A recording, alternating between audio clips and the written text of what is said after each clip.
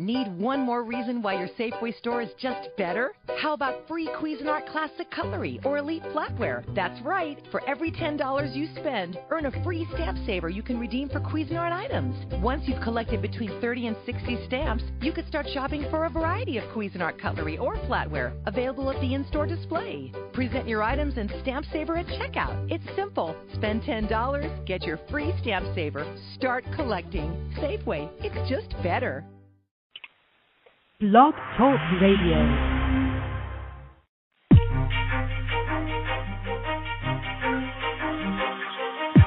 You're listening to Holistic Living, brought to you by East West Healing and Performance. And now, here are your hosts, Josh and Jeannie Rubin.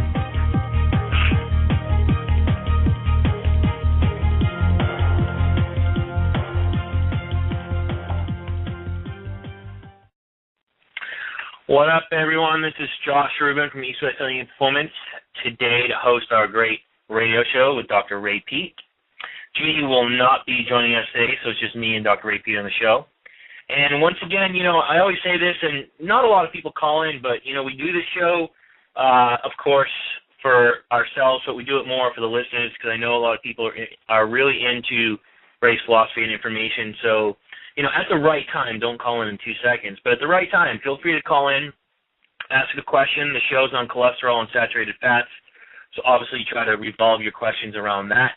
The call-in number is 347-426-3546. And, of course, if you can't listen to the show live, you can always download it later from our actual Blog Talk Radio show page. You can find that on our website, eastwesthealing.com, on the right-hand side. Or as well, check our Facebook, Twitter, all those fun little social media OCD creating pages in order to listen to the show later on. Take notes because it's going to be a great show. Of course, want to just introduce ourselves. If you're new, we own a wellness center, just private wellness center back in the Carlsbad area, San Diego. We work with nutrition and lifestyle clients all over the world using phone and Skype to help them with a lot of their metabolic issues, autoimmune diseases, GI problems, and so forth. So feel free to call us. If you have any questions regarding our services, you can check out our website at eastwesthealing.com. And if you're local, definitely stop in, check it out. One more order of business. I have to check my schedule, but I'm pretty sure it's October 27th, which is a Thursday at 2 p.m. I have to double check, but I'm pretty sure that's it. We're going to do a show with Dr. Cutler. Dr. Cutler is a biochemist, and he wrote a book called Amalgam Illness, Diagnosis and Treatment, What You Can Do Better and How Your Doctor Can Help. It's a great book. You can look it up. Andrew Hall Cutler, Ph.D. It's called Amalgam Illness. Highly recommend it, and our show is going to be on amalgam illness, so definitely stay tuned for that. So, today's show, cholesterol and fats, huge topic. Of course, we're going to get Ray Peat's philosophy on this. We'll cover lots of things from why cholesterol is so important, why doctors are trying to lower it, why our body needs it, our physiology needs it, and what can happen and what it means if it's high or low, and what we can do to actually lower it, as well as why saturated fats, yes, the right types of saturated fats are so important in our diet. So enough of me. I want to get Dr. Ray Peat on the show. Maybe let him do an intro of himself this time because I feel like I never do enough honor. Just one more key piece before I click him in. I always say this. We do the show. He volunteers his time, and I know a lot of people are emailing him left and right. So please, please, please, I don't care if you send him a check for $1, $10, $5, $50, $100, whatever you want to send him to say thanks. If you're emailing him, sending him a check, I know people that send him checks every month. We send him checks all the time. I just think it's important because he's donating, 1 to 2 hours of his time plus emails every month. So don't want to say any more of that, but hopefully you can take that and run with it and say thank you to Dr. Ray Peat. So let me get him on. Ray, you there? Yes, hi. How's it going? Okay. So I wanted to know if you wanted to just kind of introduce yourself to a lot of the listeners. I always do an intro, and I just feel like it never does you the justice. So I don't know if you want to take a couple minutes just to kind of give a brief history of who you are and kind of where you come from. Before I studied biology, I was mostly studying language and literature and painting. and I had been interested in biology for a very long time, but I had a bad impression of academic biology from my high school experience mostly, but then seeing that in the 1940s there was a very big change in the nature of American biology, and that was powered by industry and government promotion of the gene theory as opposed to the field theory in development and health and so on. So I waited a long time until 1968 to actually enter a graduate program in biology, and I had learned enough about universities and biology to manage to get through the program without having too many conflicts with the professors. Most of the professors were very committed to the genetic determinist idea of what an organism is, and I was interested in the field concept and the environmental influences on the organism, and nutrition is one of the most important environmental influences on the nature of the organism. So I see our nature as being a matter of potential being realized according to the conditions of the environment, rather than the expression of a predetermined genetic program.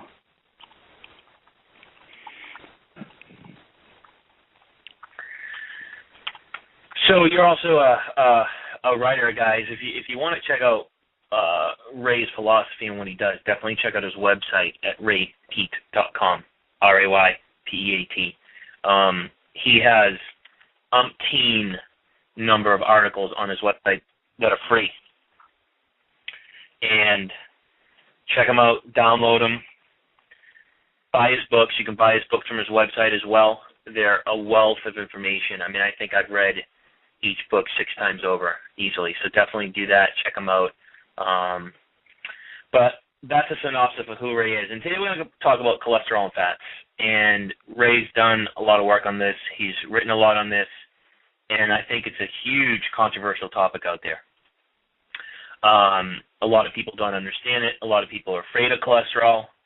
The medical community is making people afraid of cholesterol. People don't understand saturated fats. So hopefully today we can clarify a lot of these things, or Dr. Peat can clarify a lot of these things, to educate yourself so you understand what you're actually saying, the meaning behind what you're saying. So we have a lot of questions here from listeners. I got a lot of questions kind of written up, but I guess we should start with, kind of some basic questions. I mean, kind of on the political side of it, or the Western medicine side of it, Ray, why do you think America is so afraid of cholesterol and saturated fats? I think it's driven primarily by the food industry wanting to sell their products. The seed oils, the seed oils were already seen to be toxic, cause sterility, degeneration of the brain and the gonads and so on. Probably from 1925, but especially in the 1930s and 40s, the very oxidizable seed oils were known to be toxic, and that was one of the factors in researching vitamin E as something to counteract the toxicity of the seed oils, unsaturated fats, as well as the toxicity of estrogen, which happens to synergize with unsaturated fats. And the pig industry had been looking for ways to make their animals gain weight and eat less food. And George Burr, who's identified as the inventor of the essential fatty acid concept, himself discovered that the essential fatty acids slow the metabolic rate tremendously. The deficient animals eating sugar instead of unsaturated fats had about a 50% higher metabolic rate, but various people noticed that effect. And they found that feeding soy and corn to the pigs, because of the unsaturated fats suppressing their metabolic rate, increased the profit. Less food in, more pig out. And at the same time, they noticed that it was lowering cholesterol, just as one of its biological effects, a toxic effect, basically. And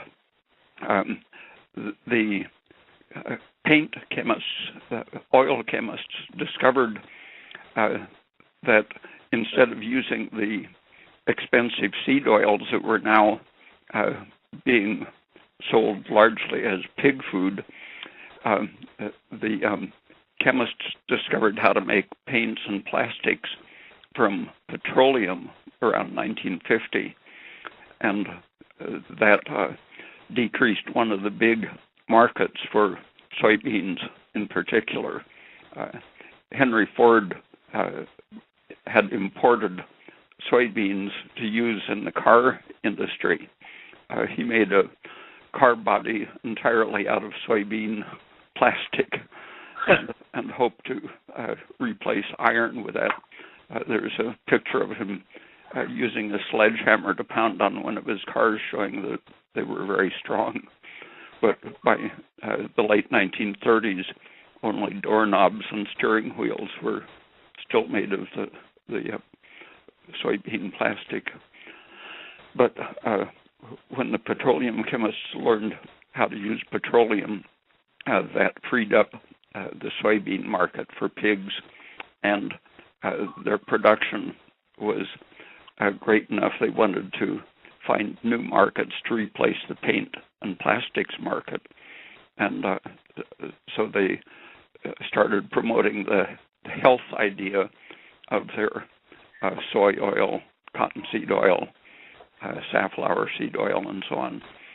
And the only biological effect other than sterility and dementia that were established for the seed oils was that they lowered blood cholesterol. And for several decades, people had been noticing that cholesterol accumulated in the walls of blood vessels, atherosclerosis. And although the first person who discovered that in rabbits had dissolved the cholesterol in unsaturated vegetable oil, he realized that cholesterol by itself wasn't causing the disease, but there had been these experiments that gave a basis for the seed oil people to say cholesterol is found in the hardened arteries and in the blood, and their oil lowers the level in the blood. So they argued by guilt by association that if it's in the blood vessel and the blood, then you can lower it in the blood and prevent the disease. But the very people who had made those discoveries had realized that it wasn't so. And in fact, in the 1930s, people had found that thyroid was enough to prevent the atherosclerosis, and at the same time it lowered cholesterol. Over the last 10 or 15 years, a Swedish doctor named Uffe Ravenskov has gone through the literature and shown just beautifully that there is no connection between atherosclerosis, heart disease, and the triglycerides and cholesterol in the blood. They are associated, but it isn't causal. And the experiments that had been done in the 30s showed that hypothyroidism and the associated changes caused by the lack of thyroid and metabolism were what caused the atherosclerosis. And the cholesterol seems to be there as a defensive reaction to protect the injured blood vessels. So, just for the listeners, because you did you brought up unsaturated fats. Can you just elaborate maybe the difference between the saturated and unsaturated fats for the listeners? Because a lot of people don't really know the difference between those. Yeah, it refers to the chain of carbon atoms in the fatty acid. In one case, they have all of the hydrogen atoms attached to them that's possible, so they're saturated with hydrogen. And if some of the carbon atoms lack the hydrogen, they just have their electron bonds more exposed to the environment. And that the absence of the hydrogen makes them more flexible instead of being sort of like a bottle brush bristling with the hydrogen surrounding the chain of carbons. It's more like a necklace of beads, flexible, where the hydrogens are missing. The bonds can rotate more freely. You get 2 or 3 or 4 or 5 of those double bonds, and the chain is bent at each place there's a double bond, and at the single bonds the molecules rotate freely, so you can get very flexible shapes when you have the purely or highly unsaturated molecules. And that flexibility you can see when you put a bottle of oil in the refrigerator. Coconut oil is hard when it's just a little cool, just below room temperature or even at room temperature, but olive oil has to be much cooler before it starts solidifying. That's because it's relatively saturated, and canola and corn oil have to be extremely cold before they'll solidify. And that's biologically important. One of its meanings is that if the organism lives at 40 degrees Fahrenheit, for example, and it contained butter fat or olive oil, its fats would be solid and wouldn't be manageable. For example, if an animal contained 30% fat and it all hardened, its subcutaneous fat would become stiff, just the way a steak, when it's in the refrigerator, the fat is stiff. When it's in very warm conditions, it becomes soft and flexible. So in the tropics, even fish in the Amazon River, for example, have fat as saturated as butter fat. And if you grow soybeans or corn in a very warm climate, their fat is saturated according to the temperature.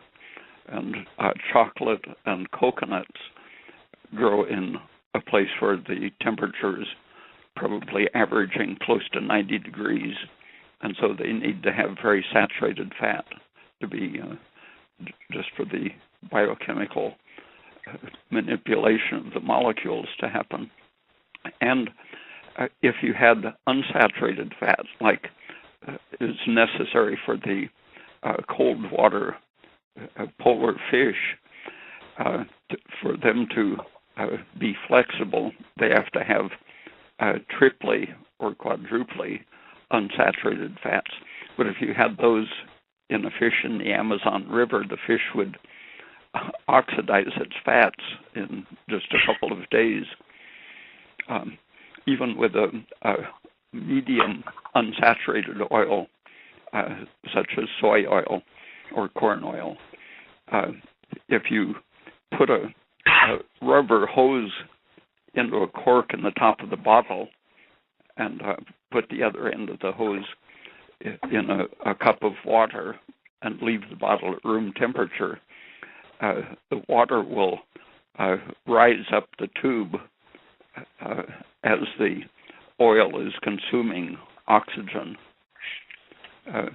It's just a constant process, even at room temperature. And if you raise it to body temperature, 95 or 100 degrees, then the process is much faster, and you have sticky, rancid oil very quickly. So it's a biological adaptation. You can make a pig have subcutaneous unsaturated fat, depending on the temperature of the weather that it's exposed to. If you put a sweater on the pig, it'll get more saturated. It's quite interesting. So, guys, what he just said the past couple minutes, write that down. That's some really good stuff to educate yourself on the differences and why saturated fat is so important, the right type for humans, and why unsaturated fats can be actually quite detrimental. Now, you were talking about atherosclerosis. It's not the easiest word to say. Most Western literature, medicine literature, doctors, they always talk about cholesterol and heart disease. And if you even read the side of like Lipitor and stuff, it even says this medication has not been approved to prevent heart disease, but they still promote it for that. What do you feel? I know your thoughts on intracellular calcium and fibrosis and all that. Can you elaborate on what your thoughts are around atherosclerosis and heart disease and stuff like that? The polyunsaturated fats that we unavoidably get in our diet, they're constantly breaking down, producing free radicals, and tending to cause inflammation and tissue injury. And if anything is disturbing the metabolism of a cell, that's more likely to happen. For example, the normal healthy oxidation through the mitochondrion keeps the electrons tightly controlled while they're being transferred from, say, a glucose molecule to an oxygen molecule. But if you take away some of the oxygen, the electrons in the mitochondrion will have no place proper to go, and they will escape as free radical potentiators, and so the cell becomes more oxidized in the absence of sufficient oxygen. So any stress of a cell puts out these electrons that can attack the exposed electron bonds in unsaturated fats, but the saturated fats aren't open for stray electrons. So every time you're limited in your delivery of oxygen to a cell, you're putting the unsaturated fats in the way of these stray electrons. and those will then start chain reactions that at the extreme, they form lumps of material called age pigment or lipofuscin. And these, the free radical oxidized fat fragments attach to proteins, and they collect bits of iron and other breakdown products from the free radical attacks on whatever is around in the cell. And these lumps of age pigment, because of their iron and fat fragments, are able to catalyze the consumption of energy and deliver energy from the enzymes to oxygen. So they can create a false mitochondrial effect, consuming energy and wasting oxygen. And then that accelerates the process because the real mitochondrion is further deprived of oxygen by these age pigment lumps. But before that happens, that tends to be at the end of the life. You get degrees of that happening in which oxygen deprivation and stress cause lower degrees of damage and inefficiency. Signals go out changing the conditions of the organism. For example, sending signals that more energy is needed, activating hormones such as cortisol, estrogen, and growth hormones. And these three hormones are very closely connected to the rising triglycerides and the damage to the blood vessel wall. And they tend to interact. Cortisol increases estrogen, estrogen increases cortisol, and they both increase growth hormone. And all of these tend to break down triglycerides into free fatty acids, which are more reactive, tend to become oxidized more quickly, cause more cellular injury. So the circulating fats in the bloodstream are, in the first place, activated by stress and unsaturated fats, and then these three main hormones increase the damage they can do, even though they normally would be part of a defensive repair process in the presence of the unsaturated fats. They magnify the damage. So, in regards to cholesterol, when an organism is stressed, you mentioned how cholesterol will actually elevate, and I think a lot of people don't understand that. Why is cholesterol so important for our physiology, and why does it go up when one is stressed?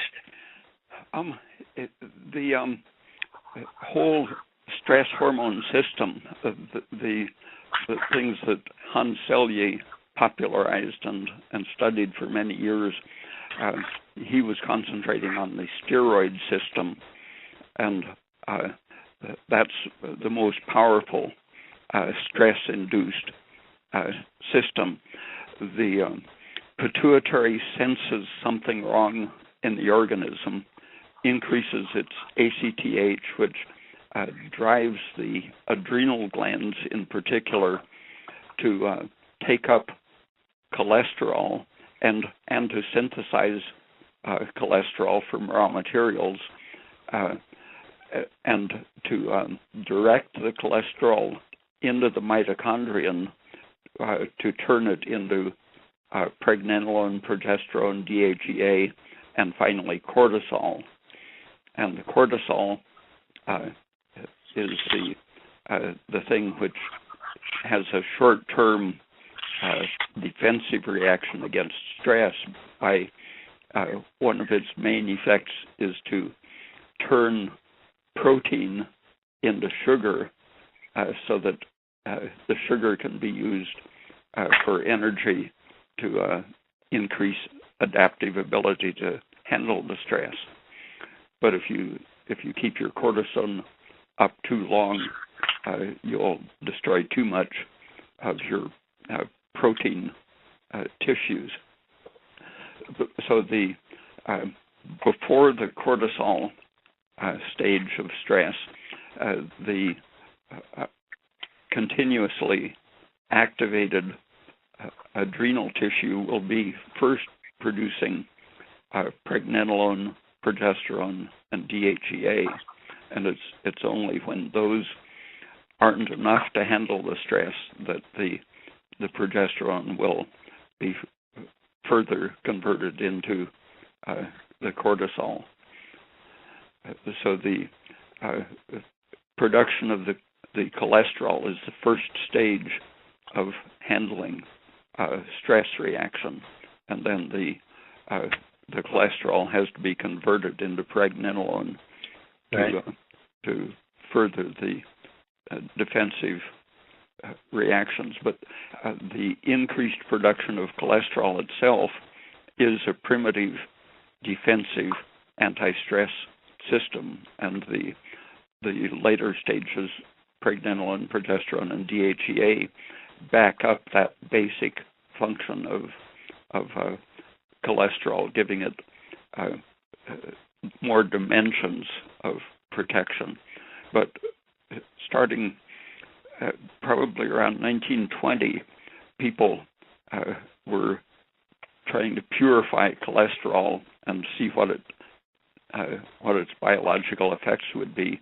They found that I think they used about 10 different toxins, everything from pus from an infection to snake venom, heavy metals,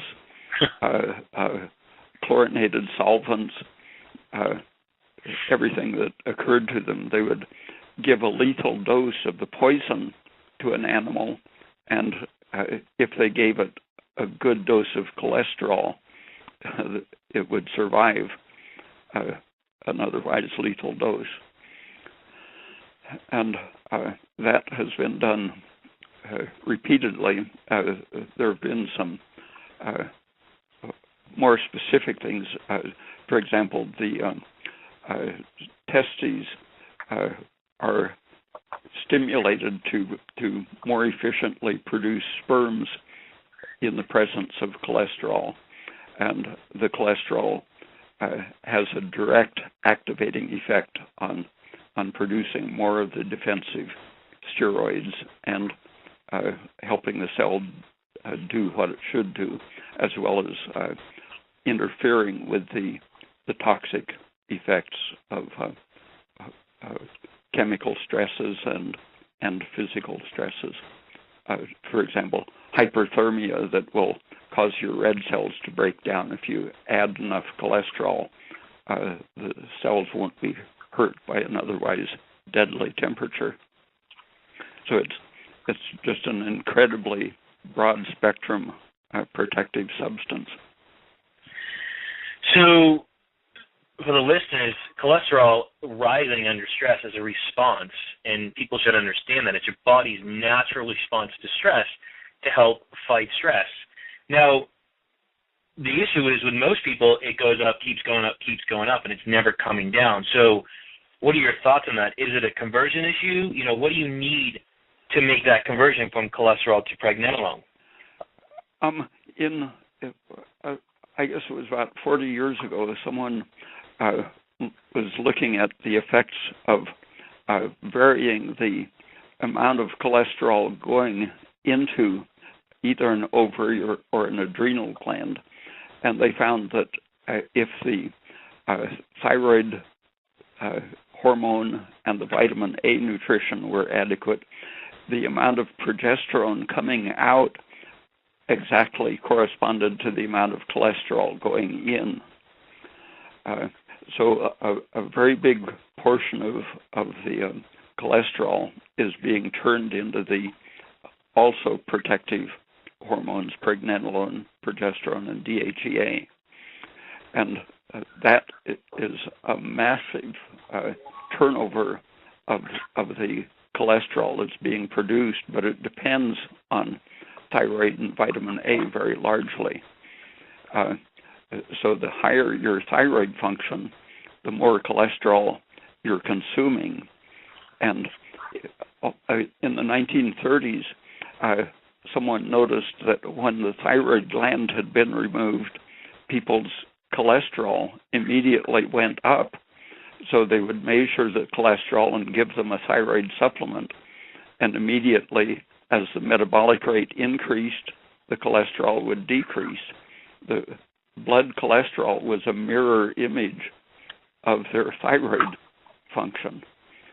But the thyroid also supports the ability to make the cholesterol in the first place. But the level that a healthy person maintains depends on everything else that's happening. So that if you have, say, a 500 milligram cholesterol blood level, that's considered very high, and you can bring it down in a week to 200 or 180 just by giving frequent small doses of a quick-acting thyroid. And that is protective because it's what's needed for them to produce progesterone and pregnenolone, so they don't have to rely on the pure effects of the cholesterol for their anti-stress activity. If you lack something needed to turn energy into cholesterol, for example, sugar is needed. If something is causing you to be overloaded with unsaturated fats, and too much starch and unsaturated fats probably are the main reason for not being able to produce enough cholesterol. The thyroid will also help you overcome some of the blocks to producing cholesterol, but a supplement of sugar sometimes is needed to bring up your production of cholesterol, so that you don't want your cholesterol to get below something like 160 as a very minimum. In some studies, after they were seeing that some diseases such as cancer were associated with very low cholesterol levels, and instead of being that the cholesterol was being consumed by the cancer, it turns out that low cholesterol makes you susceptible to developing cancer.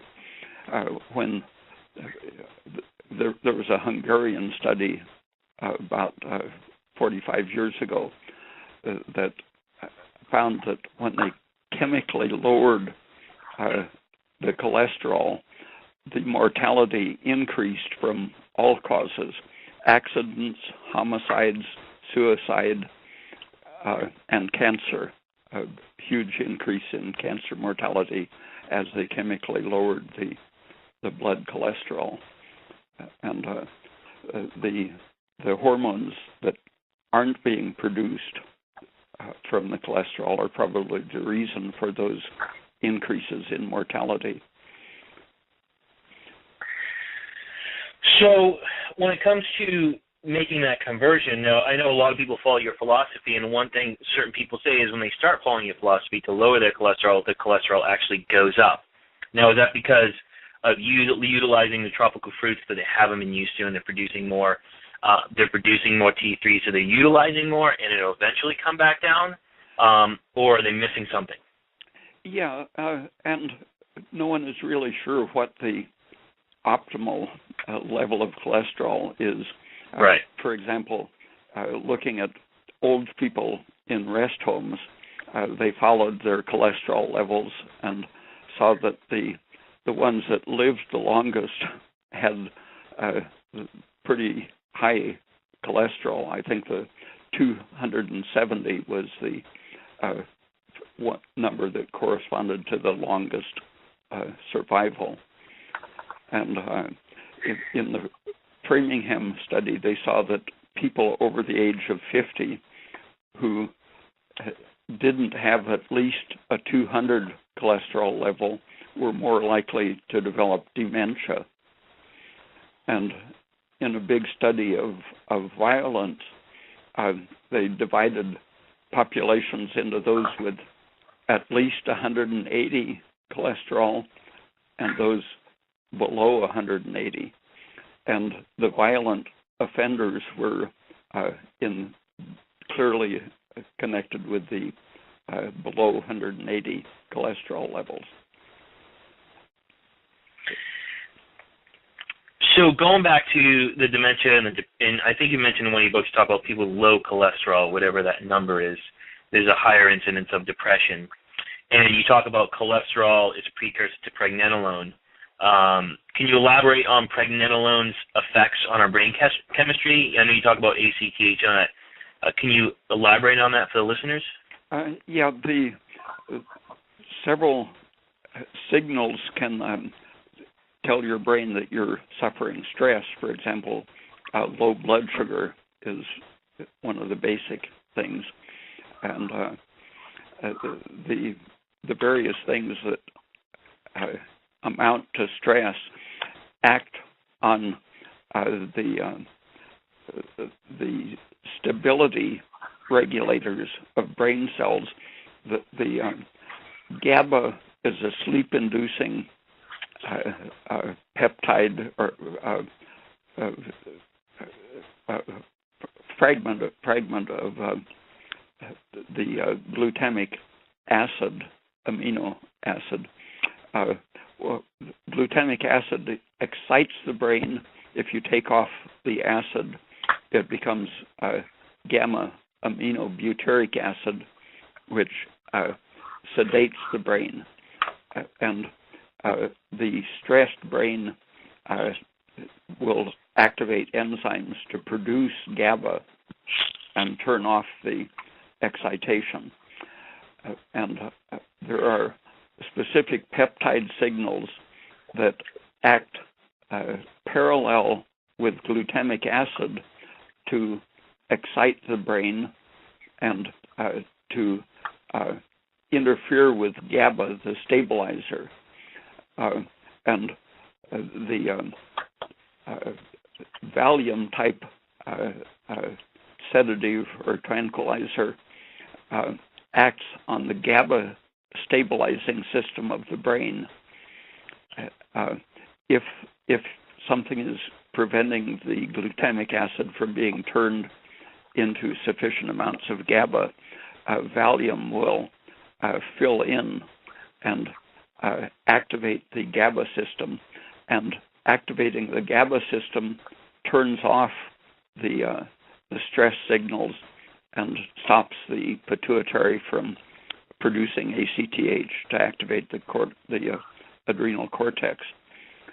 And progesterone and pregnenolone and many other things act on the GABA receptor system. And pregnenolone happens to be one that is doesn't have many other hormone-like effects.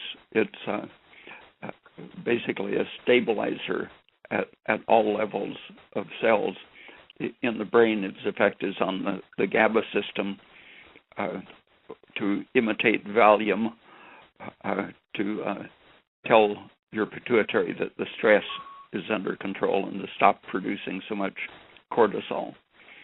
So in early experiments testing the toxicity of pregnenolone, someone gave a group of mice or rats 10 grams of powdered progesterone or pregnenolone made into a slurry injected into their stomachs, and they didn't have any appetite for a few hours because being so full of powdered pregnenolone. But the only hormonal effect that they saw was that some of the animals that had been stressed and had excessive cortisol or corticosteroid before the dose of pregnenolone, when they were getting the huge dose, they were normalized. So the animals were more normal after that big dose than they were before the dose. For a person, that would be like eating a pound of progesterone all at once. Or pregnenolone, rather. Yeah. So pregnenolone alone, I mean, could nutrition philosophies do enough if you're making the conversion to raise pregnenolone to help with brain chemistry, skin tone, and overall stress reduction? Or do you recommend possibly using a powdered pregnenolone to actually help balance that and lower cholesterol? Yeah, it depends on the birth. how far the system has deteriorated. Many years ago, some Russians found just with isolated mitochondria that giving them pregnenolone would structurally restore damaged mitochondria and allow them to begin producing more pregnenolone. And that's similar to what people saw with isolated progesterone on slices of adrenal gland. When they would give the adrenal slice pregnenolone or progesterone, it would increase its production of progesterone. So in both cases, there's a positive feedback rather than the typical negative feedback. You give it some and it makes more, which means that the organism is designed as if it wants as much as it can get. Right. And ordinarily you can make enough from converting sugar to cholesterol, and with thyroid and vitamin A converting cholesterol to the other hormones. But when you have been poisoned with not enough of the needed foods or too much of the unsaturated oils, heavy metals, causing free radical reactions and so on, then it helps to use all of the supports possible, thyroid supplements, pregnenolone supplements, possibly DHEA and progesterone, saturated fats, sugar, everything that works in the same direction. Right. Makes sense. Now, I just got an email from a listener, just to rewind it a little bit. He wanted to know if you could elaborate a little bit on why growth hormone, when you're talking about it being inflammatory, why is it inflammatory? Is it just in itself inflammatory? Is it the excess of it actually being inflammatory to the system?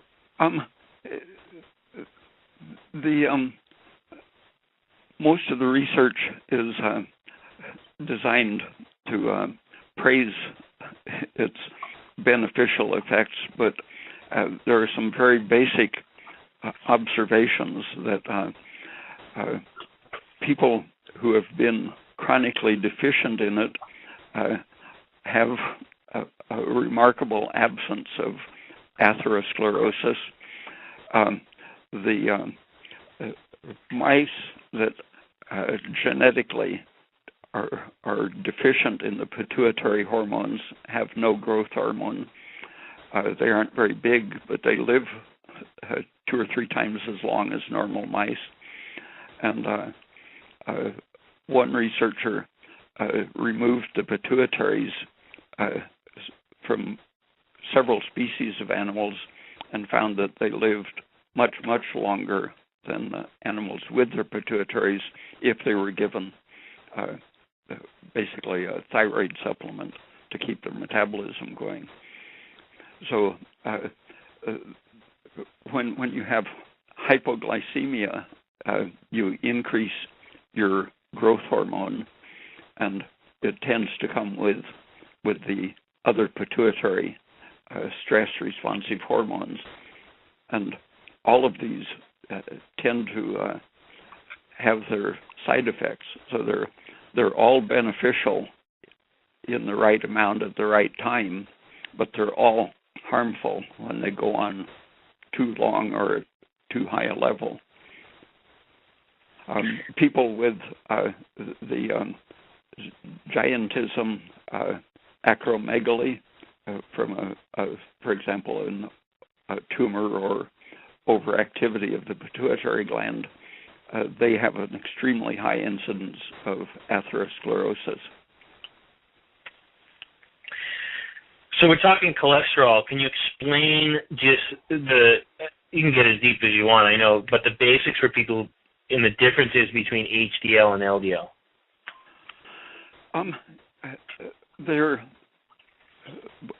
Both of them are able to participate in detoxification. The protein that helps to carry the cholesterol in the bloodstream itself has some very specific anti-stress, even antiviral activity. So they're part of our ability to respond to stress, the protein as well as the cholesterol associated with the protein. And they're both defensive and both important, but the LDL is mostly the one that carries cholesterol into the places where it's needed, the brain, the ovaries, testicles, and adrenal glands. But anywhere you're making steroids, and that includes the skin.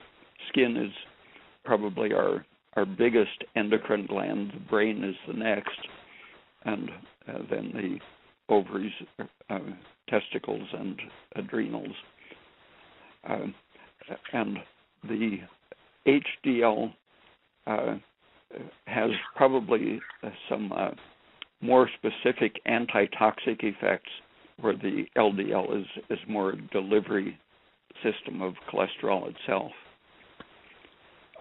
And toxins will tend to increase the HDL relative to the LDL. Toxins of most types will increase both of them defensively, but the chlorinated hydrocarbons, radiation, estrogen, and alcohol, for example, will increase the HDL relative to the LDL because it has some more specific antitoxic effects. Now, I know you've talked about before how DHEA can actually lower LDL cholesterol. I think I read that in one of your articles. Can you elaborate on that a little bit? Can lower which, the LDL? Yeah, I think it was the LDL. Well, anything that is activating the turnover, increasing your metabolism, progesterone redirects your metabolism. DHEA intensifies some of the cellular turnover processes. Thyroid is the basic thing, increasing the turnover. And the turnover of cholesterol, besides making more of the pregnenolone, progesterone, it's also important to keep it turning over so that it doesn't sit around and get oxidized in the presence of the unsaturated fat breakdown products, which everyone has exposure to. So everything that increases your metabolic rate, such as thyroid, DHEA, coconut oil, and sugar and salt, all of these things can potentially lower your cholesterol just by increasing its use, but it depends on where you're starting. They can potentially increase it if synthesis is the limiting factor. So it's really just going back from cholesterol, the conversion, having those things, sugars, T3, vitamin A, to pregnenolone to produce DHA and so forth. Yeah. Okay. Now, I know you've talked about light therapy a lot and how or just even light. Can you talk about how you mentioned how lack of light can actually cause an increase in cholesterol? Someone took blood samples every 15 minutes during the night and recorded whether the person was awake or not. And as soon as the lights went off, the cortisol began rising. And it continued pretty steadily through the night. And sleeping decreased the rate of increase of cortisol. But it shows that the stress system recognizes very immediately, in less than 15 minutes, that darkness is stress in some way. And that seems to be that the intrinsic oxidation free radical production gets out of control in proportion to the exposure to darkness. When you measure the cytochrome oxidase, which is what delivers food electrons to oxygen, it's the last step in the mitochondrial energy production. Right. If you measure that during darkness, it degrades. And after several hours, like in the far north, where you have 15-hour nights, after about 12 to 15 hours, the mitochondria swell up. Some of them explode and leak their contents. Just from the 15 hours of darkness is fatal to a large proportion of the mitochondria. And first they produce more and more cortisol, but finally they're overstressed and simply die. So that's part of the aging process, is being exposed to the prolonged stress of darkness. And when they shined red light on the heads of experimental rats, the red light penetrates very easily, but it happens that the cytochrome oxidase enzyme contains copper in the blue state of copper oxidation, and the blue copper absorbs red light, and there isn't very much of it, so that the red light passes very freely through the tissue without being absorbed randomly, and so it's delivered to the copper in the oxidative enzyme, and it restores the copper to its proper functional role. And that's apparently what's lost during exposure to darkness. The use of the cytochrome oxidase enzyme in effect wears it out in the dark, and it needs to be recharged by light. And you can see similar effects if you expose a bit of tissue to sunlight. The blue light and ultraviolet light will excite electrons the same way X-rays excite electrons in hard tissue, especially. The excited electrons can last for years or decades in the hard tissue, such as the tooth or bone. But in the soft tissue, these excited electrons can be detected in an electron spin resonance machine for hours after being exposed to sunlight. So you can tell the history of a seed or a bit of tissue by measuring the state of its electrons, whether it was exposed to blue or ultraviolet light.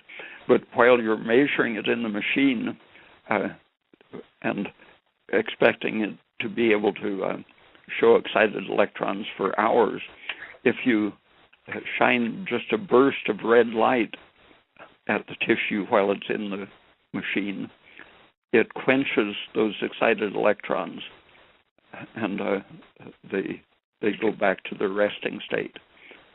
That's apparently what's happening in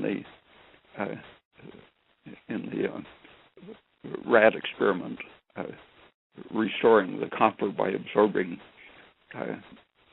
red light puts the electrons back in the proper arrangement. So you might have said this. I just want to kind of repeat and make sure I hear this correctly, that it's almost in a simplistic sense that light stimulates cellular respiration, progesterone, which is stimulatory to the thyroid, which helps with the conversion, where darkness is more stimulatory towards estrogen, serotonin, those things, which are antagonistic to the conversion. Yeah. Okay, cool. Guys, don't forget we're taking calls 347-426-3546. If you call in, hang tight. I'm not going to interrupt Ray when he's talking. So if you call in, just be ready to be on hold for a couple minutes, and I'll definitely chime you in. So don't forget to call 347-426-3546. Can you talk a little bit about circulating cholesterol in correlation with vitamin D and calcium absorption? Is there a correlation? Well, no, not anything I can think of. A toxic level of vitamin D is one of the things that can injure the blood vessel wall, but at physiological levels, possibly interacting through parathyroid hormone would be an indirect way that they would relate. Okay. Now, I have a question from, not a caller, someone emailed me the other day, and I'm going to read you the question. I'm pretty sure it's from a radio show that you were on. I don't have a date, but it says his statement, which I'm assuming it might be you, so you can correct me if I'm wrong. And it states that it is possible to live entirely without eating fats because your body can make all the saturated fat it needs. In the early part of the last century, animals that lived on fat-free diet were completely free of spontaneous cancers and lived longer than normal. So the question is, if the body can make all the saturated fat it needs, what's the importance, if any, of consuming saturated fats? One thing is that makes the food a lot pleasanter to eat. It makes it digest more efficiently and steadily.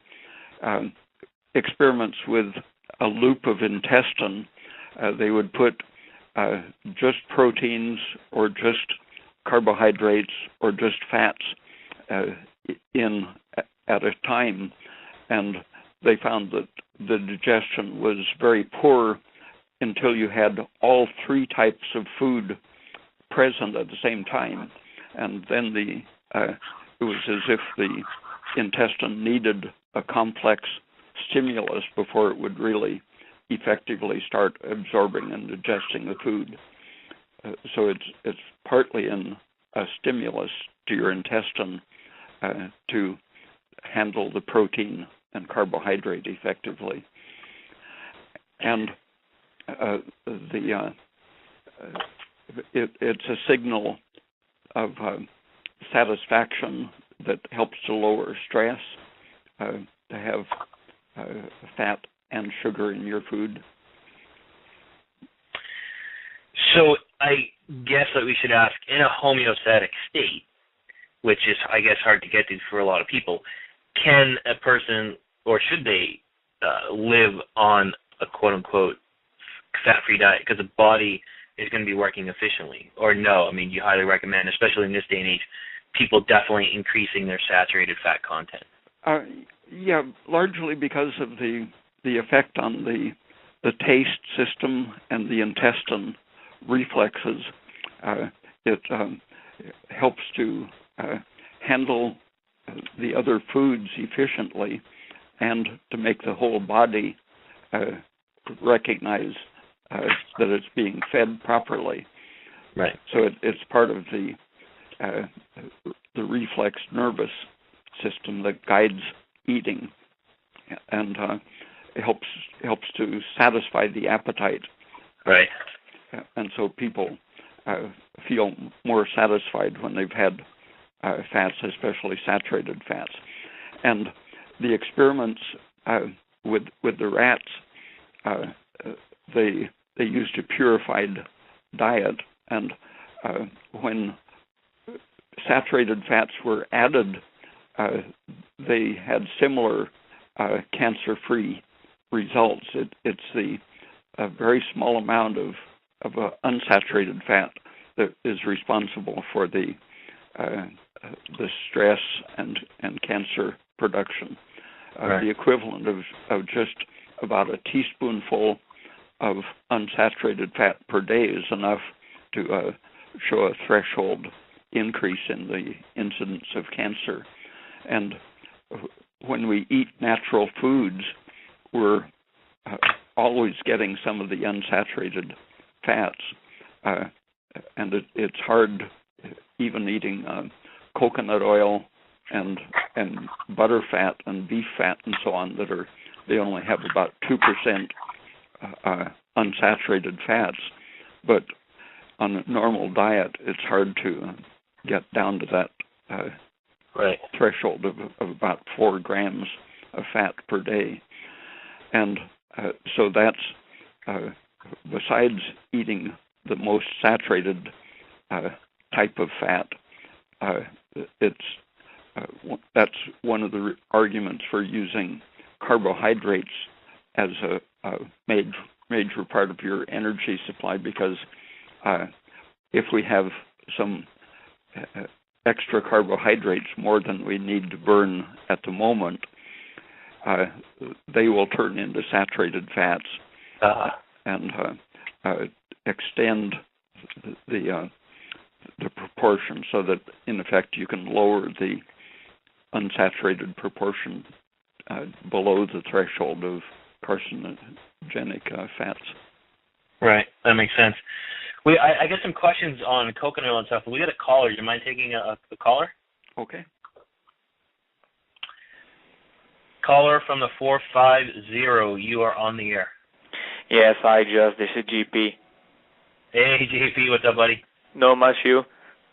Hi, Dr. Peat. Hi. This is Jean-Philippe Groux from Montreal. Uh-huh. Hi. Hi. I have a big question for you. You know what? I have a best friend of mine.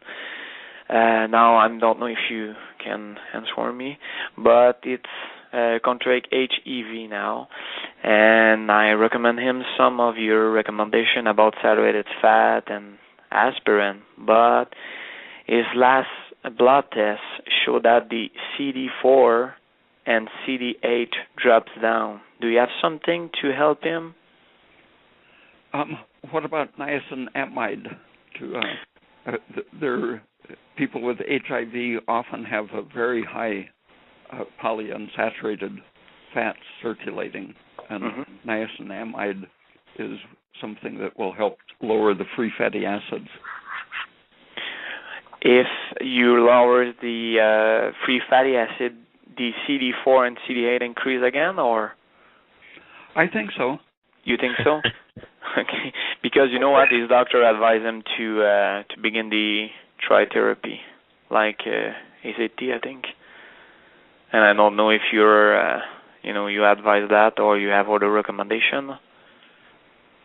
I think because I read a lot of it about coconut oil. I try to explain him that coconut oil are very, useful when you contract HIV, and I gave him maybe 5 tablespoons per day. But if the CD4 decreases, I don't know what to explain him to that.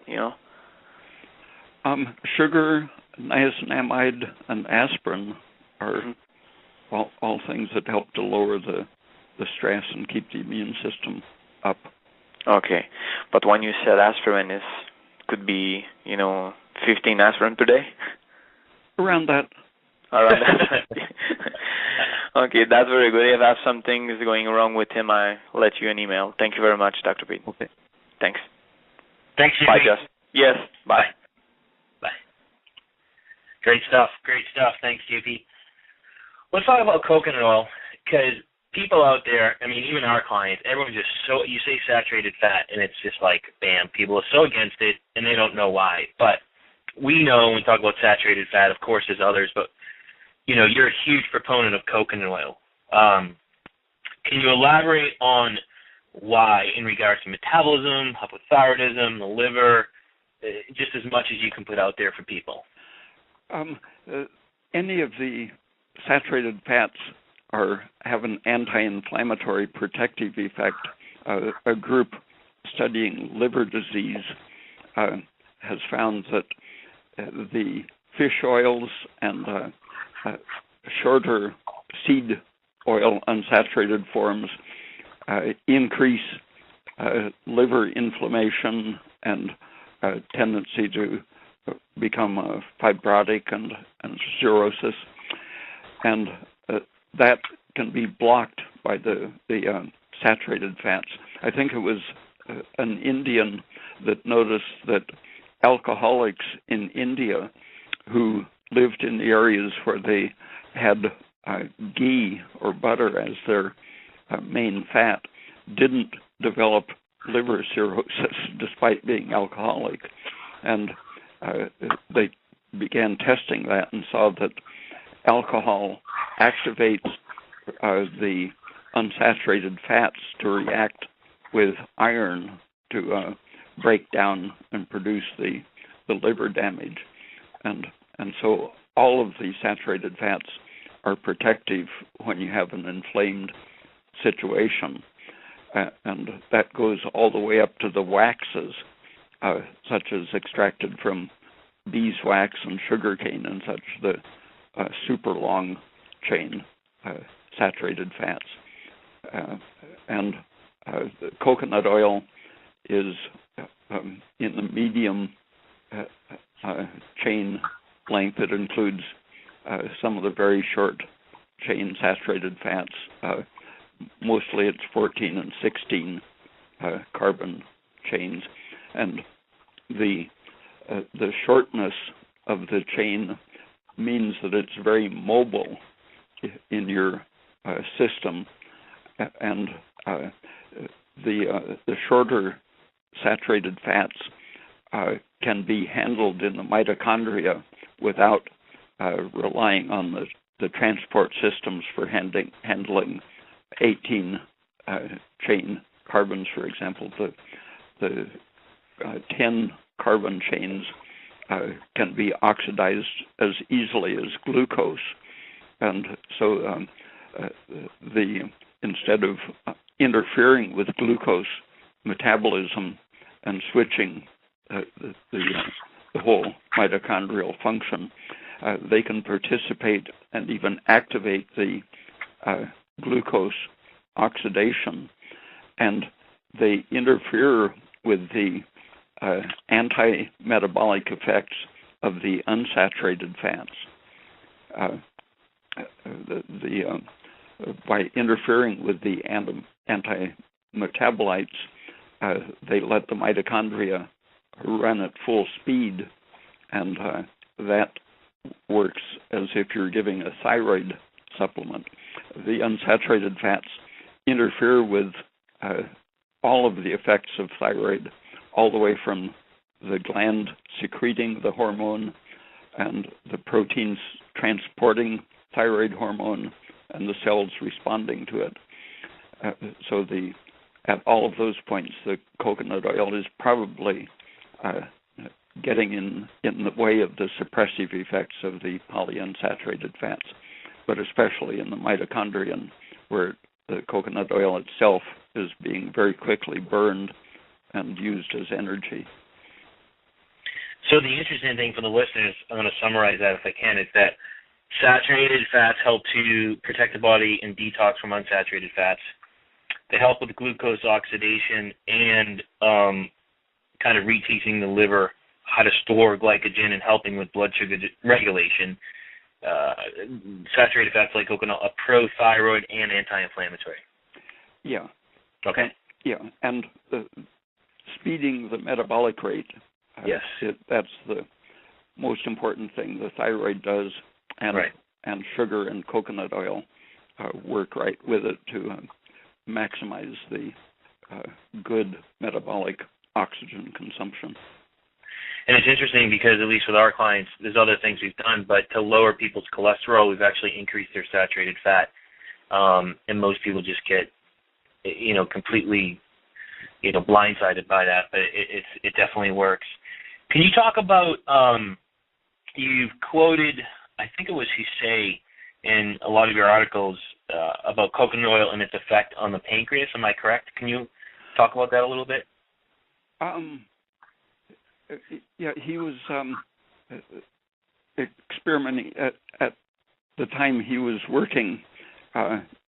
He was just discovering the multiple factors that regulate blood sugar, and saw that the pituitary would activate the adrenals to increase cortisol and raise the blood sugar, while the pancreas was making insulin to lower the blood sugar, and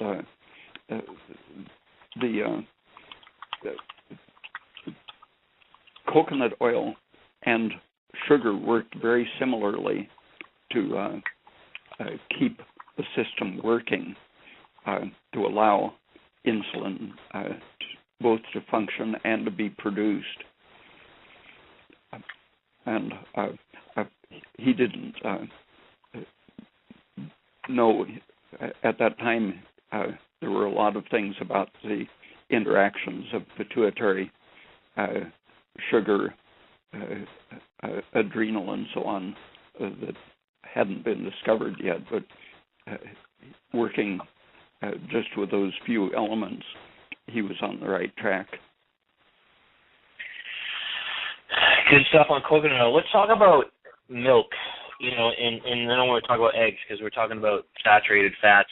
And we know, or the people that are listening, how much of a huge proponent you are of course, the right type of milk for that person, because of it's a complete macronutrient and saturated fat. Can you just give us, some of your thoughts on why it's so important? Why should people be using it in their diet? Because most people out there, nutritionists, are actually not promoting it and saying it's actually quite inflammatory. And you actually promote it as something meaning that's anti-inflammatory. I think the calcium content, besides it contains such a broad spectrum of all of the nutrients, but the disproportion of calcium is, I think, what makes it anti-inflammatory. And that there are lots of ways that the calcium is working. One is that it increases the oxygen-using ability of the mitochondria the same way thyroid does. It specifically activates some enzymes, the uncoupling proteins in the mitochondria that turn on a higher metabolic rate. But systemically, it's suppressing the parathyroid hormone, and the parathyroid hormone is another of the short-range protective adaptive hormones that, when it continues too long, becomes counterproductive and contributes to degenerative diseases. The people on kidney dialysis tend to get very high parathyroid hormone, and because of an imbalance of phosphorus and calcium, and the parathyroid hormone is what eventually tends to kill them, causing all kinds of stress reactions, aging reactions, to be intensified. And having a chronically high calcium intake gives you a chronically low parathyroid level. So the parathyroid isn't taking calcium out of your bones and tending to put it into your arteries and kidneys and so on. Keeping the parathyroid hormone down protects your arteries and kidneys and bones, and allows your insulin to do what it should to keep the free fatty acids under control, and the whole system tends to function in a smoother way when you keep these stress hormones minimal. So the calcium downregulates parathyroid hormone, which downregulates inflammation. So you talk about how the dairy in itself is actually prothyroid, which can help with the conversion of cholesterol. Is that because of the progesterone in it? That's just one minor factor. Human milk, at least, contains enough progesterone and thyroid to meet the baby's needs. So the babies that are born without a thyroid gland, if they're being breastfed, will not have any hypothyroid symptoms until they're weaned. So human milk has a full supportive endocrine system in it for the baby, and cow's milk isn't as appropriate for human use, but it still has some of the metabolism supporting hormones as well as the nutrients. Mm-hmm. Guys, don't forget we're taking callers, 347-426-3546. You're welcome to call in. Ray's taking callers today, so definitely feel free to call in. Let's talk about eggs and fat. Can you elaborate on why you feel eggs are an important staple of people's diets? I know Dr. Brewer talked about that as well. Is it the fat content? Is it the protein? Is it the combination of both? Or is there something else in the egg? With the industrialization of the egg industry 40 years ago or so, the cholesterol content of eggs went down quite a bit, and the polyunsaturated content went up. So if you can get non-industrial eggs from chickens that have pastures and can eat varied food, the eggs are going to be a lot better. But the cholesterol in the egg seems to be one of its important nutritional values. Something like 600 milligrams of cholesterol in your diet from some of the experiments. It increases the oxidative stability of your lipid particles in your bloodstream, makes them less atherogenic. We got a caller I'm going to take, if you don't mind. Just popped in. He's been waiting for a little bit, actually. Caller from the 949, you're on the air. Hi, this is Danny Roddy. Hi, Josh. Hi, Dr. Peat. Hi. What up, Danny? I just wanted to ask Dr. Peat, I know he's talked about this a lot in his articles, but basically a lot of people in the paleosphere are under the impression that free fatty acid in blood is a good thing. So I was curious if Dr. Peat could elaborate on that and perhaps explain how that can be harming to the liver and the thyroid. What was the material in the blood? Free fatty acids. Free fatty acids? Yeah. Yeah. Correct. Can you explain why somebody would not want that to happen, i.e. like a low-carb diet? Would not want which to happen? He's saying that there's a group of people that follow the paleo diet out there, which is a high-protein, low-carb diet. And they're saying through their research that having higher levels of free fatty acids in the blood is actually beneficial, and you're saying it's not. So he was asking you to kind of elaborate on it. Yeah, that's my main argument against eating a high meat diet. That's one of the important functions of sugar, I think, because my next newsletter in 4 months, I think, will be talking about free fatty acids. But basically, they're one of the means by which stress causes its damage. I've known people who were eating 2 or 3 pounds of meat a day and who were getting sicker and sicker as their free fatty acids and free amino acids increased. And that started me reading more about the free state of fatty acids in the blood. And just about everything that goes wrong involves free fatty acid increase.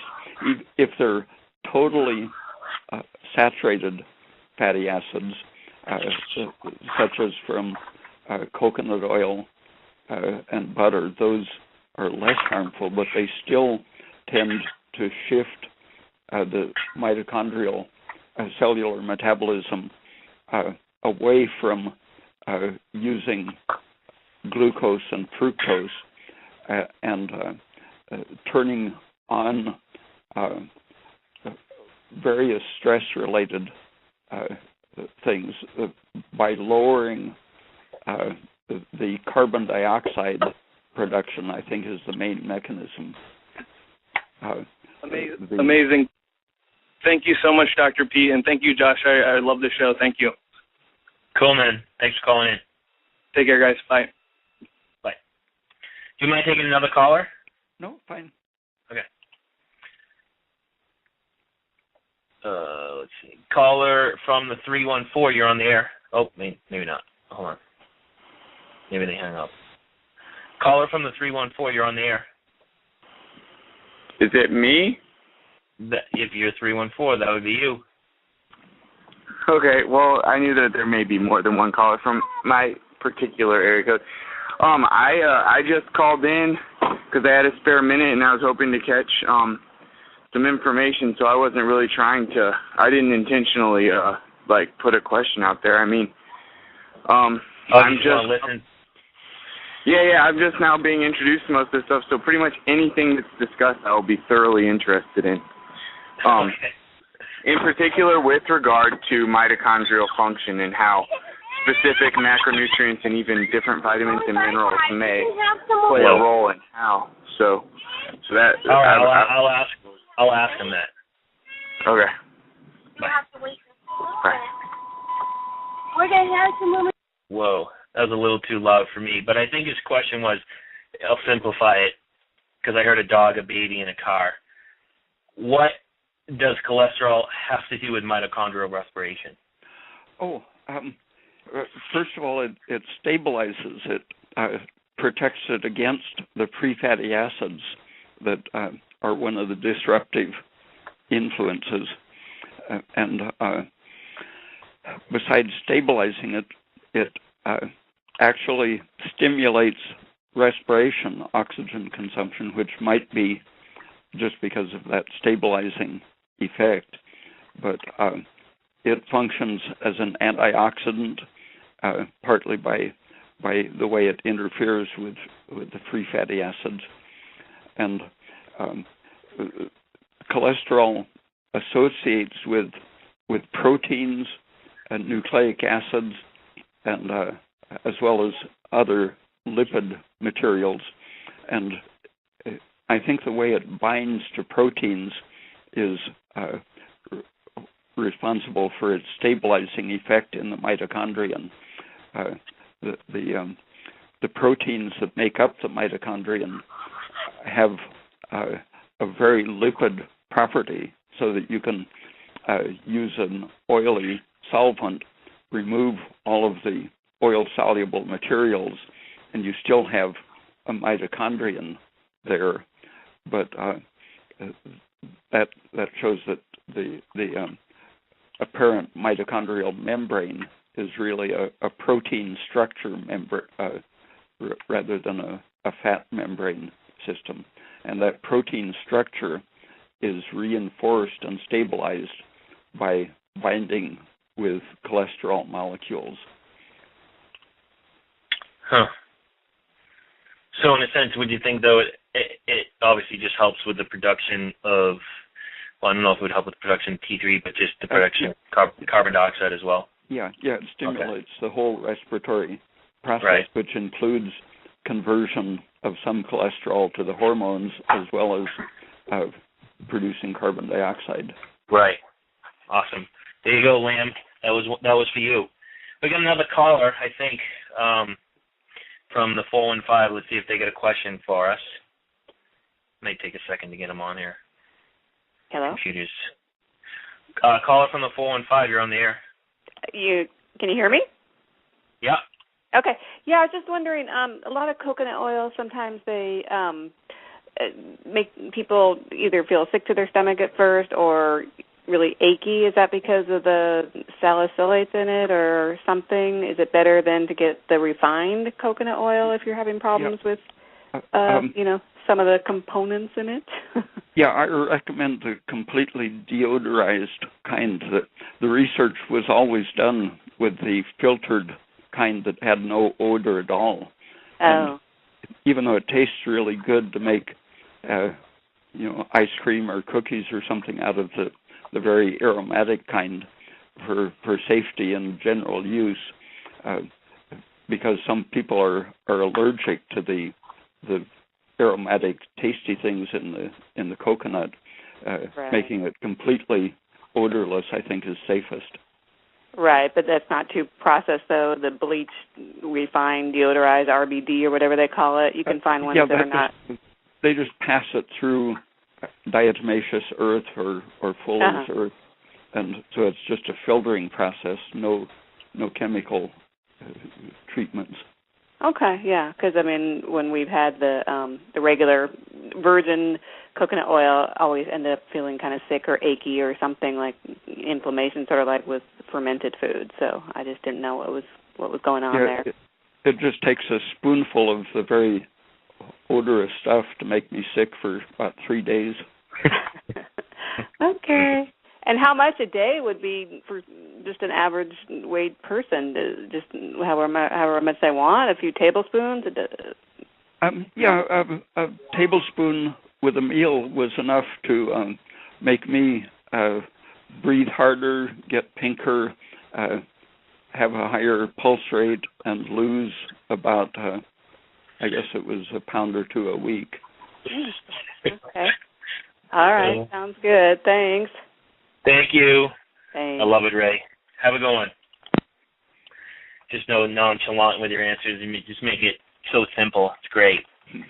So could it be, too, because some people aren't used to eating saturated fat, and they might have an overburdened liver, a biliary insufficiency, and so forth, so that increase saturated fat too fast. Could it do with CCK, the release of CCK that causes the nausea, or do you think it's just the actual? Okay. Low thyroid people have very touchy gallbladders, right? And it just takes a little grease to trigger a gallbladder reaction, and you've got to get your gallbladder in good condition. Right. Getting the estrogen down is the basic thing, but low thyroid people, a very high percentage of them have gallbladder disease. Yeah. I remember reading that in Dr. John Lee's work a long time ago. He found a huge correlation with gallbladder surgeries and estrogen dominance. I got another email from a listener, and he wanted to know, he knows you advocate coconut oil and so forth for their antimicrobial properties, but in addition, he'd like to ask about your views on butyric and propionic, I can't even pronounce it. I can spell it for you. Propionic. There you go. Acid. Those are produced in the intestine by fermentive bacteria, and they have such a protective effect against cancer that people were actually selling butyric acid pills for cancer treatment about 20 years ago. But the stuff smells so bad that some people preferred the cancer to the treatment. They sold tongs to pick up the pills before you swallowed them, so you wouldn't have to touch such stinky material. But it is one of the components of milk, butter, coconut oil. The 4 carbon fatty acids metabolize into that when they're released from the glycerol in the triglyceride. So it's just a trace of it that gives you the buttery smell when you heat butter.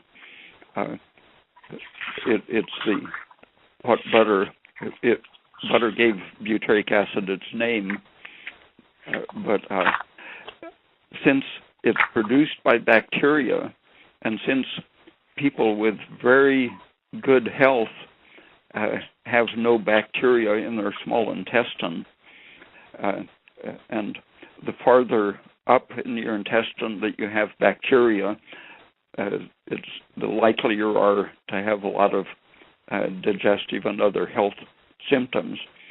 And low thyroid people have slow digestion, and the bacteria tend to occupy most of their intestine. So from the fact that the healthiest people don't have bacteria, and the butyric acid is produced by fermentive bacteria, it should be limited to the colon, and preferably the materials that feed the bacteria should have been digested and absorbed in the small intestine. So I think ideally we shouldn't be making any butyric acid in the intestine. And both butyric acid and propionic acid have some pro-inflammatory effect as well as their anti-cancer effect. So even though they are potential cancer therapies, ultimately I'm for minimizing the intestinal production of them. Okay. And aren't they found mostly in the large intestine? Well, no. When you have bacteria living up in your ileum, a lot of it's produced there. Okay. Good stuff. Now, let's get to the question about, we're talking about cholesterol, saturated fat. We've gone through the mechanisms of foods, and I kind of want to do a summary at the end, but you have all these people taking statins, and most people don't even know the implications of taking a statin. They don't know what they're putting in their mouth, and they don't know what else to do. What's first off, what's the risk of not only taking a statin, but what's the risk of lowering your cholesterol? Well, the tendency to become violent or suicidally depressed, or increasing the tendency towards dementia, making your red blood cells less stable. Everything becomes less stable. The cholesterol is an intrinsic part of chromosome and DNA function and of cell division regulation. The first things people notice would be the emotional effects, probably, and the statins they have some beneficial anti-inflammatory effects, but at the same time they do lower your cholesterol, and they interfere with that whole chain of syntheses, so they affect your coenzyme Q10 production, and anything in that system, and so that probably is a factor in in why they cause bones to rot and muscles to break down catastrophically. Muscle pains, cramps and muscle pains are very common in people who lower their cholesterol very much with the statins, and that can cause what they call a rhabdomyolysis, where the muscle is basically dying. And I think it's a similar process that causes what they call flossy jaw. The interference with cholesterol is it affects everything. Right. Yeah. Of course, with most people, you'd see fatigue, energy issues, and would you see a decrease in libido and hormonal function? Yeah, I think that's one of the early things. Okay. And it's interesting. I mean, some of the most common drugs are SSRIs and libido-enhancing drugs, as well as cholesterol-lowering drugs. So it's kind of like a little circle going on. So to summarize, what are some foods or what are some things that people can do to help regulate their cholesterol? Up or down? Or to lower it, because most people complain of high cholesterol. I should say to normalize it. A daily raw carrot will tend to lower your cortisol and estrogen, and that by stopping the stress will let your thyroid work better and increase progesterone. Okay. And that should accelerate the conversion of cholesterol into more progesterone and protective things. And avoiding the polyunsaturated fats is essential for your thyroid to recover. And everything that increases your metabolic rate, such as calcium and sodium, are essential. Of course, to get the vitamin A, you could use dairy, liver, eggs. I think you mentioned before vitamin C. What does vitamin C have to do with lowering cholesterol? It's part of the adrenal and ovarian system. I don't think it has a direct synthetic relationship, okay, but it's just part of the adrenal, probably having an antioxidant function when the cell is excited. Aids in the process, kind of like an adaptogen of some sort. I think it's like a general adaptogen rather than a synthetic catalyst. Okay. Guys, we got about 15 minutes left or so, so definitely feel free to call in if you want to ask one last question, 347-426-3546. I don't know if there's anything in regards to cholesterol and saturated fats that we might have missed, Ray, that you want to kind of talk about. Of course, it's a big topic. We're trying to cover as much as we can. Are there any key points that we might have missed that you feel is important for the listeners? I think the important thing is to not think of the unsaturated fats as anything essential. That has never been proved, and what Burr himself proved was that the unsaturated fats lower metabolism, so that the so-called deficient animals had a 50% higher metabolic rate, and that means that all of your nutritional requirements will increase when you shift to a prothyroid saturated fat diet, and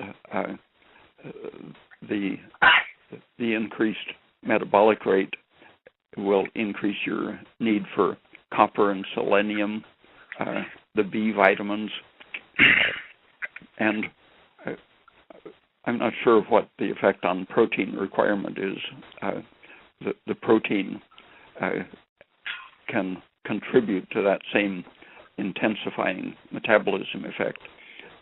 So I don't know what the ratio should be between the saturated fats, proteins, and carbohydrates, but it probably varies with the individual's stress level. For example, when you're at rest, your muscles can burn pure fatty acids, but as your level of activity increases, the proportion of glucose oxidation increases, decreasing the use of fats. So your activity level governs the amount of saturated fat or carbohydrate and protein that you need. Right. And for everyone who's listening, we did a show on polyunsaturated fatty acids. So you can go back to our Blog Talk Radio show page. It's blogtalkradio.com/East West Healing. And you can download that show and listen to it. But he's talking about a lot of above ground vegetables, nuts, seeds, legumes, fatty fishes, cod liver oil, fish oil, all those things are the unsaturated fats, which I know is opposite of what everyone's telling you. So definitely get educated. It's important to know what you're putting in your body and what could possibly be causing the issues that you're having. And you have to make a change. Go for it, Ray. You've probably been hearing about the woman doctor who treated her husband's Alzheimer's disease with coconut oil and medium-chain triglycerides.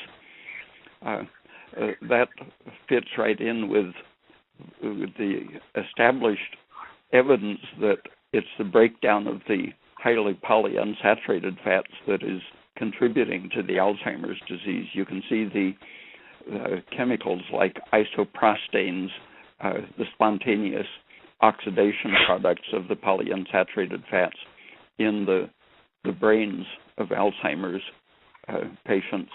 And so one of the direct effects of the saturated medium-chain triglycerides or coconut oil is to provide the saturated fats to the brain as well as the ketones and energy supply. Great stuff, Ray. Great stuff. I riddled through all my questions, 50-plus questions, checking them off, making sure we got stuff in there.